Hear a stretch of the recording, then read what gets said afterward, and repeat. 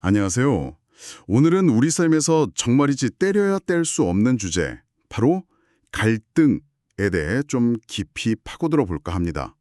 뭐 늘 겪는 일이긴 한데, 아니 이 갈등이 대체 나한테 왜 자꾸 찾아오는 걸까 하고 진지하게 생각해 본 적은 글쎄요, 많지 않으실 수도 있어요. 오늘 저희는 정신건강의학과 전문의 이후경 원장님의 갈등의 의미와 인간 성장이라는 글을 바탕으로요. 그 답을 한번 같이 찾아가 보려고 합니다. 시작하기 전에 혹시 이런 얘기 들어보셨어요? 그 왜 길에서 국회의원을 딱 마주친 세 남자가 있었는데 셋 다 손을 흔들었단 말이죠.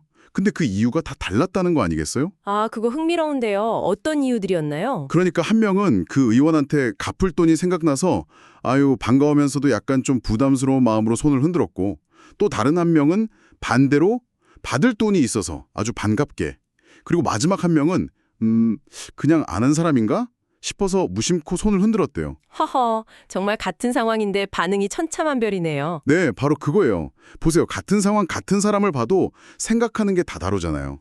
갈등이라는 게 바로 이런 다름에서 시작하는 게 아닌가 싶어요. 생각의 차이, 뭐 감정의 차이, 살아온 배경, 문화 이런 것들요. 정확합니다. 그 다름이 부딪힐 때 마찰이 생기고 그게 바로 갈등인 거죠. 맞아요. 그래서 이번 시간에는요, 이 피할 수 없는 갈등, 이게 왜 우리 삶에 끊임없이 찾아오는지, 그리고 좀 더 나아가서 이 불편하게만 느껴지는 갈등이 사실은 여러분의 성장, 그리고 여러분이라는 존재를 이해하는 데 있어서 어떤 중요한 열쇠가 될 수 있는지 이걸 좀 집중적으로 파헤쳐 보려고 합니다. 단순히 갈등은 나쁜 거, 피해야 하는 거 이런 생각에서 좀 벗어나서 새로운 관점을 얻어가시는 그런 시간이 됐으면 좋겠습니다. 자, 그럼 본격적으로 한번 들어가 볼까요? 이 원장님의 글을 보면요, 시작부터 좀 강렬해요. 인생은 갈등의 연속이고 갈등 없는 사람은 없다. 네, 그렇죠. 뭐 학교든 사회든 직장이든 가정이든 어디서나 우리는 크고 작은 갈등에 부딪히잖아요. 이게 어떨 때는 정말 큰 위기처럼 느껴지기도 하고요. 근데 이 글에서는 모든 갈등이 당연히 고통을 동반하지만 그 근본에는 죽음에 대한 인식과 연결된다는 좀 심오한 지적을 하세요. 이건 좀 더 설명을 들어봐야 할 것 같은데요. 네, 맞습니다. 갈등은 분명히 고통스럽죠. 피하고 싶고요. 그런데 이 글은 갈등을 좀 다른 시각으로 보자고 제안하는 거예요. 갈등이 가진 네 가지 중요한 특징을 통해서 그 이면에 숨겨진 의미, 어쩌면 긍정적인 측면까지도 발견할 수 있다고 말하는데요. 네 가지 특징이요? 네. 첫째는 모든 갈등에는 배울 점이 있다는 거고요. 둘째는 힘든 만큼 성장하고 아픈 만큼 성숙한다는 것. 셋째는 갈등을 통해서 자신의 어떤 진짜 존재에 가까워질 수 있다는 단서가 된다는 거고요. 마지막 넷째는 이건 좀 의외일 수 있는데 우리가 느끼는 희로애락, 그러니까 기쁨, 분노, 슬픔, 즐거움 같은 이 감정들조차 사실은 고통, 불교에서 말하는 고의 한 형태일 수 있다는 겁니다. 와, 희로애락까지 고통이라니? 좀 충격적인데요? 그쵸. 그래서 이 네 가지를 하나씩 차근차근 살펴보면 갈등에 대한 이해가 훨씬 깊어질 수 있을 겁니다. 좋습니다. 그럼 첫 번째 특징부터 보죠. 모든 갈등에는 교훈이 있다. 저는 이 부분에서 인생은 배우러 온 것이고 그 배움이 채움과 비움의 과정이라는 구절이 참 와닿았어요. 그리고 갈등이 딱 생겼을 때 이걸 통해서 내가 뭘 배울 수 있지? 하고 스스로에게 질문을 던지면 뇌가 그 답을 찾기 시작한다는 아이디어도 아주 흥미로웠고요. 이게 그냥 뭐 긍정적으로 생각하자 이런 격려 수준은 아닌 것 같은데요. 네, 맞아요. 단순히 마음가짐의 문제가 아니라 더 깊은 원리가 숨어 있습니다. 바로 그 지점에서 정신과 의사 이동식 박사님의 도정신 치료 이야기가 나오는 거죠. 도정신 치료요. 네, 유교, 불교, 도교 같은 우리 동양 사상을 정신치료에 접목한 아주 독특한 접근법인데요. 핵심 개념 중 하나가 바로 애응지물입니다. 애응지물, 좀 어려운 한자어네요. 네, 글자 그대로 풀면 가슴을 막고 있는 어떤 것이라는 뜻이에요. 그러니까 마음속 깊이 박혀있는 응어리나 걸림돌 같은 걸 의미하는 거죠. 특히 이게 중요한 게 6살 이전, 그러니까 아주 어릴 때 경험했던 어떤 부정적인 감정이나 상처 같은 것들이 평생 무의식적으로 우리에게 영향을 미친다는 거예요. 6살 이전의 경험이요. 와, 그렇게 어린 시절이. 그렇죠. 그래서 이동식 박사님은 상담 중에 환자들에게 내 문제다라는 말을 자주 하셨다고 해요. 내 문제다. 좀 직설적으로 들리는데요. 네. 근데 이게 단순히 내 탓이다 이런 의미가 아니에요. 남 탓하지 말라는 걸 넘어서는 거죠. 지금 당신이 겪고 있는 그 갈등이나 문제 상황이 사실은 당신 안에 그 오래된 애응지물과 만나서 화학 반응을 일으키고 있다는 거예요. 아, 외부 상황이 내 안에 그 응어리를 건드린다는 거군요. 바로 그거죠. 그래서 치료 원칙으로 불취외상, 자신반조를 강조하셨습니다. 불취외상, 자신반조. 이것도 어렵네요. 풀어주시죠. 겉으로 드러난 현상, 외상에 사로잡히지 말고 내 자신의 마음, 자심을 거울처럼 비추어 보라, 반조는 뜻입니다. 그러니까 갈등 상황에서 상대방이나 환경 탓만 할 게 아니라 아니 왜 나는 유독 이 상황에서 이렇게까지 힘들지? 내 안에 어떤 상처나 믿음이 지금 건드려진 걸까? 이렇게 자기 내면을 깊이 들여다보는 것이 바로 교훈을 얻는 열쇠라는 겁니다. 아하, 질문을 던지면 내가 답을 찾는다는 게 바로 이런 자기 성찰의 과정을 의미하는 거였군요. 네, 그렇습니다. 내 안에 애응지물을 발견하고 이해하는 과정인 거죠. 와, 정말 중요한 지적이네요. 외부 상황은 그저 거울일 뿐이고 진짜 문제는 내 안에 있을 수 있다. 애응지물, 자신만족 꼭 기억해 둬야겠습니다. 이게 첫 번째 특징이었고요. 그럼 두 번째 특징으로 넘어가 보죠. 힘든 만큼 성장하고 아픈 만큼 성숙한다. 이건 또 어떤 의미일까요? 자료에서는 남녀의 스트레스 반응 차이를 예로 들던데요. 남성은 문제를 좀 제거하거나 회피하려는 경향이 있고 이걸 통해 성취감이나 때로는 중독으로 이어질 수 있다. 반면에 여성은 문제를 좀 수용하고 상처받는 과정을 통해 행복감이나 또 다른 형태의 중독으로 이어질 수 있다. 이런 분석이 좀 흥미로우면서도 솔직히 약간은 일반화처럼 들리기도 했어요. 네, 그 부분은 읽는 사람에 따라서 조금 오해의 소지가 있을 수 있습니다. 그렇죠. 성장은 남자의 덕목, 성숙은 여자의 덕목 이런 표현도 나오고요. 네, 그래서 해석에 좀 주의가 필요합니다. 이게 자칫 성별에 대한 고정관념을 강화하는 것처럼 보일 수 있으니까요. 다만 여기서 중요한 건 어떤 성별 자체라기보다는 남성성 혹은 여성성으로 대표될 수 있는 어떤 경향성을 이야기하는 것으로 이해하면 좋을 것 같습니다. 경향성이요. 네, 문제를 대하는 방식에 있어서 보다 적극적으로 부딪혀서 해결하려는 그런 에너지, 이걸 성장지향이라고 본다면 또 다른 한편으로는 관계나 감정을 좀 더 중요하게 여기고 내면의 변화를 겪어내는 에너지, 이걸 성숙지향이라고 볼 수 있다는 거죠. 사실 남녀를 떠나서 한 사람 안에도 이 두 가지 측면이 다 있을 수 있고요. 아, 네네. 그렇게 볼 수 있겠네요. 그래서 이 부분의 진짜 핵심 메시지는 사실 그 성별 차이보다는 고통의 역혈에 대한 거라고 봐야 합니다. 그러니까 힘든 일, 스트레스죠. 그리고 아픈 마음, 상처.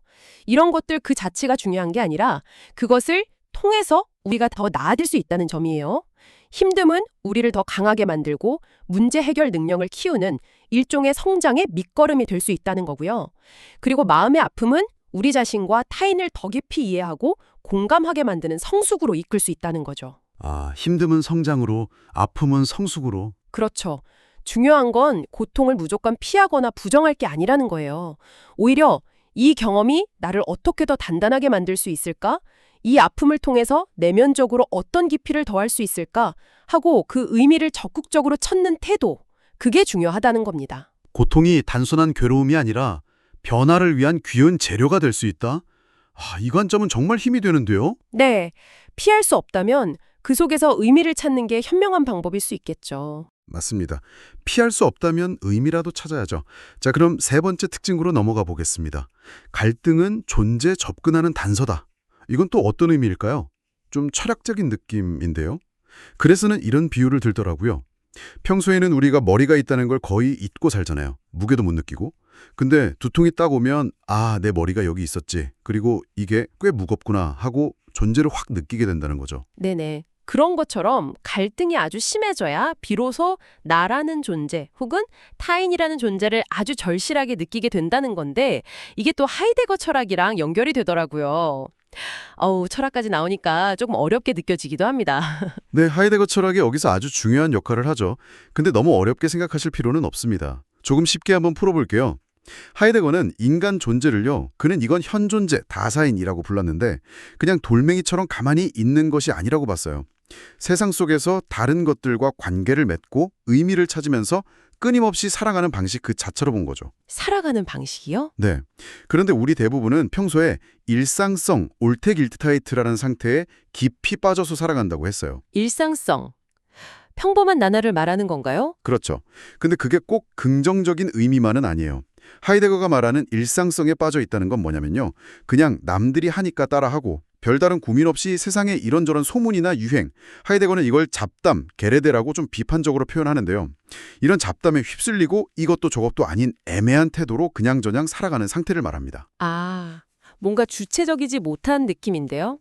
맞아요. 마치 자동 조정 장치에 맡겨놓은 비행기처럼요. 하이데거는 이런 삶의 방식을 비본래적 실존, 그러니까 가짜 존재 상태라고 봤습니다. 진짜 자기 삶을 사는 게 아니라 그냥 세상에 떠밀려 사는 거죠. 가짜 존재. 좀 섬뜩한 표현이네요. 그렇죠. 그런데 가끔씩 문득 이유를 알 수 없는 불안감이 확 엄습하거나 내가 지금 뭐하고 사는 거지? 하는 어떤 허무함 혹은 양심의 가책 같은 걸 느낄 때가 있잖아요. 일상이 갑자기 아주 낯설게 느껴지는 그런 순간들이요. 네, 그럴 때 있죠. 하이데거는 바로 이 불안, 앙스트, 이나 심려, 소르게, 마음씀 같은 것들이 우리를 그 깊이 빠져있던 일상성 상태에서 확 흔들어 깨우는 중요한 신호라고 봤습니다. 바로 그 순간에 우리는 비로소 진짜 나는 어떻게 살아야 하는지, 내 삶의 진짜 의미는 무엇인지 진지하게 묵게보고 이전과는 다른 선택, 즉 실존적 결단, 엔철소나이트를 내릴 기회를 갖게 된다는 겁니다. 이것이 바로 존재 개현, 존재가 열려서 그 모습을 드러낸다는 의미입니다. 와, 존재 개현. 네. 그래서 어떻게 죽어야 할지를 알 때 어떻게 살아야 할지를 알게 된다는 유명한 말도 있잖아요. 어쩌면 갈등으로 인한 아주 극한의 고통이나 불안이야말로 우리를 그 일상의 무감각함에서 번쩍 깨어나게 해서 진짜 자기 자신과 삶의 의미를 정면으로 마주하게 하는 강력한 알람 역할을 한다는 거죠. 갈등이나 불안이 나를 진짜 나답게 살도록 깨우는 알람이라. 와, 정말 충격적이면서도 깊이 생각해 볼 만한 이야기네요. 저도 모르게 가짜 존재로 살고 있진 않은지 좀 돌아보게 됩니다. 그럼 이제 마지막 네 번째 특징으로 가보겠습니다. 희로애락은 고다. 이건 정말 아까도 잠깐 얘기했지만 기쁨이나 즐거움까지 다 고통이라니 너무 비관적인 거 아닌가요? 하하, 그렇죠. 처음 들으면 굉장히 냉정하고 좀 비관적으로 들릴 수 있어요. 네. 불교의 그 유명한 무상, 고, 무하 사상하고 연결된다고 하는데 모든 것은 변하고 영원한 건 없고 그래서 본질적으로 고통이며 심지어 나라고 할 만한 고정된 실체도 없다. 아, 이거 받아들이기가 쉽지 않네요. 정신분석에서는 이걸 부정적인 감정으로 보고 갈등과 역동해서 온다고 설명한다고요? 네, 맞습니다. 그런데 여기서 말하는 불교의 고라는 개념을 우리가 흔히 생각하는 아주 극심한 괴로움, 비명 지르는 고통 이런 것만으로 이해하면 좀 곤란하고요. 좀 더 넓은 의미로 봐야 합니다. 불교에서 말하는 고는 존재의 근본적인 속성으로서의 어떤 불만족스러움이나 불완전함 같은 걸 의미하기도 하거든요. 불만족스러움, 불안전함. 네.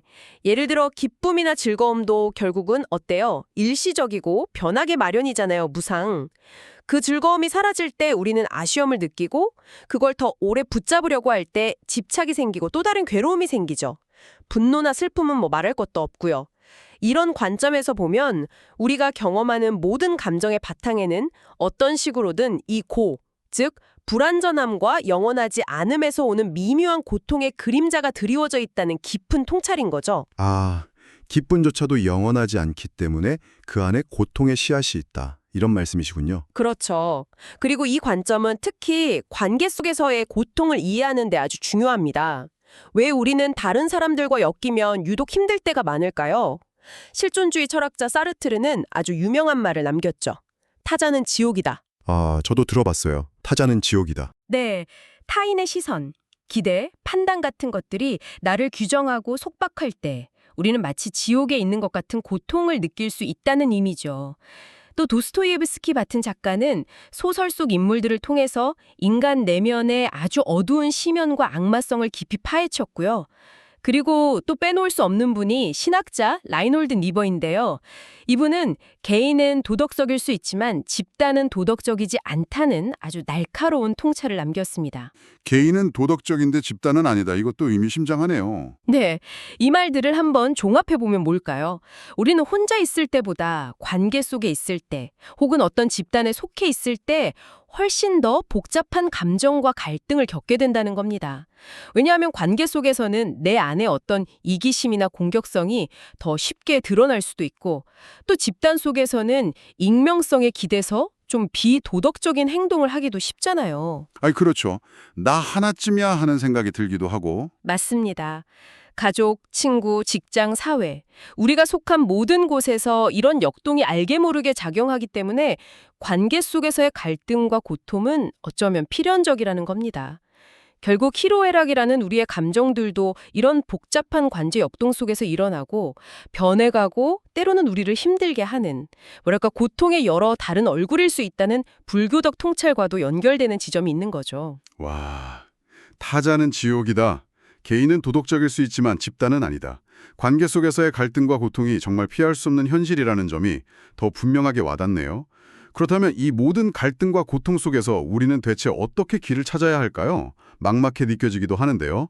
이 글에서는 마지막으로 우리가 풀어야 할 삶의 3가지 방정식을 제시합니다. 네, 방정식이요. 네, 1차 방정식은 개인 내부의 역동, 그러니까 과거의 상처나 미래에 대한 불안 같은 걸 다루는 거고요. 2차 방정식은 가족이나 집단 같은 관계 속 역동을 이해하는 것. 그리고 3차 방정식은 운명이나 섭리 같은 더 큰 차원의 역동을 받아들이는 것이라고 설명하더라고요. 특히 우리나라 드라마들이 주로 이 2차 방정식, 그러니까 아주 복잡하게 얽히고 설킨 관계 이야기를 다룬다는 분석이 참 재미있었어요. 네, 맞아요. K드라마의 단골 소재죠. 이 3가지 방정식은 우리가 삶에서 만나는 정말 다양한 갈등들을 좀 더 체계적으로 이해하고 접근할 수 있는 좋은 틀을 제공해 줍니다. 우선 1차 방정식은 말 그대로 자기 자신과의 관계예요. 내 안의 문제죠. 과거의 어떤 상처나 후회, 미래에 대한 막연한 불안감 같은 내면의 부정적인 감정들이 현재의 나에게 어떤 영향을 미치고 있는지 그걸 깨닫고 그것들을 잘 다스려서 지금 여기에 좀 더 집중하는 법을 배우는 거죠. 아까 말씀드린 불취해상 자신반조와 아주 밀접하게 연결되는 지점입니다. 내면 들여다보기군요. 네. 그리고 2차 방정식은 이제 타인과의 관계입니다. 가족, 친구, 직장 동료들 이런 관계 속에서 벌어지는 여러 가지 역동을 이해하는 거예요. 왜 나는 저 사람하고만 만나면 늘 비슷한 패턴으로 싸우게 될까? 우리 가족 안에는 혹은 우리 회사 안에는 어떤 보이지 않는 힘들이 작용하고 있을까? 이런 것들을 파악하고 좀 더 현명하게 대처하는 능력을 키우는 거죠. 아까 언급했던 사르트르나 니버가 지적한 그런 관계와 집단의 어려움을 다루는 단계라고 볼 수 있습니다. 관계의 역학을 이해하는 거군요. 그렇죠. 마지막 3차 방정식은 좀 더 스케일이 큽니다. 이건 개인의 노력이나 관계 개선만으로는 어떻게 할 수 없는 우리 삶의 더 큰 흐름이나 조건들을 받아들이는 단계예요. 예를 들면 예기치 못한 어떤 사건, 사고, 질병, 노화, 죽음 같은 것들이죠. 이걸 운명이나 섭리라고 표현할 수도 있을 거고요. 하이데거가 말했던 그 실존적인 불안과 또 연결될 수 있는 부분입니다. 아, 인간의 한계를 인정하고 받아들이는 단계랄까요? 네, 그런 셈이죠. 중요한 것은 이 3가지 방정식이 완전히 별개가 아니라는 거예요. 서로 다 연결되어 있고 영향을 주고받습니다. 내 내면 1차를 잘 다스리는 것이 당연히 관계에 2차에 긍정적인 영향을 주고요. 또 관계 속에서의 여러 경험들이 결국 삶 전체 3차를 받아들이는 태도에도 영향을 미치게 됩니다. 이 과정들을 계속 성찰하면서 갈등 속에서 나름의 길을 찾아나가는 것. 그것이 바로 이 글에서 말하는 성장이 아닐까 싶습니다. 와, 들어보니 갈등이라는 게 정말 우리 삶의 그냥 골칫거리가 아니라 오히려 성장을 위한 아주 중요한 안내자 역할을 하는 것 같다는 생각이 드네요. 오늘 이야기를 한번 정리해보면 이렇겠네요. 갈등은 피할 수 없고 분명 고통스럽지만 동시에 우리에게 아주 중요한 메시지를 던져주고 있다. 첫째, 갈등은 무조건 외부 탓만 할 게 아니라 내 안에 그 오래된 응어리, 애응지물을 들여다보고 거기서 교훈을 얻으라는 신호다. 불치외상 자신반조. 맞죠? 네, 맞습니다. 둘째, 힘듦과 아픔은 그 자체로 끝나는 게 아니라 우리를 더 강하게 만들고 성장, 더 깊이 있게 만드는 성숙, 귀한 재료가 될 수 있다. 그렇죠. 셋째, 갈등으로 인한 불안과 고통은 때로는 우리를 일상의 무감각함, 그 가짜 존재, 상태에서 깨어나 진짜 자기 자신과 삶의 의미를 묻게 하는 중요한 계기, 즉 존재개헌의 기회가 될 수 있다. 네, 아주 중요한 포인트입니다. 넷째, 기쁨, 즐거움 같은 감정조차도 영원하지 않기에 본질적으로는 고통, 고의한 형태일 수 있다는 불교적 인식을 통해서 관계 속에서 필연적으로 겪게 되는 어려움을 좀 더 담담하게 받아들이고 불필요한 집착에서 벗어나는 지혜를 얻을 수도 있다. 네, 관계의 어려움을 이해하는 데 도움이 되죠. 그리고 이 모든 과정을 개인, 관계, 운명이라는 세 가지 차원의 방정식을 풀어가는 하나의 여정으로 볼 수 있겠다. 이렇게 정리할 수 있겠네요. 네, 아주 명쾌하게 정리를 잘 해주셨습니다.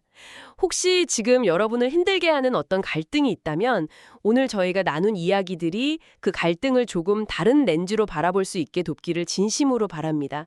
한번 이렇게 자문해 보시면 어떨까요? 이 갈등이 도대체 나에게 무엇을 가르쳐 주려고 하는 걸까? 내 안에 어떤 해묵은 감정이나 상처, 그 애응지물을 건드리고 있는 걸까? 이 경험을 통해서 나는 어떤 성장을 이룰 수 있을까? 어쩌면 이 불안함이 나를 더 나다운 삶으로 이끌려는 신호는 아닐까. 이렇게 질문을 스스로에게 던져보는 것만으로도 갈등을 대하는 태도가 분명 달라질 수 있을 겁니다. 그 고통 속에 숨겨진 의미와 성장의 가능성을 꼭 발견하시길 바랍니다. 네, 정말 좋은 말씀 감사합니다. 마지막으로요, 오늘 나눈 이야기와 관련해서 청취자 여러분께 이런 질문을 하나 던져드리고 싶습니다. 아까 신학자 니버가 개인은 도덕적일 수 있지만 집단은 도덕적이지 않다고 했다고 했잖아요.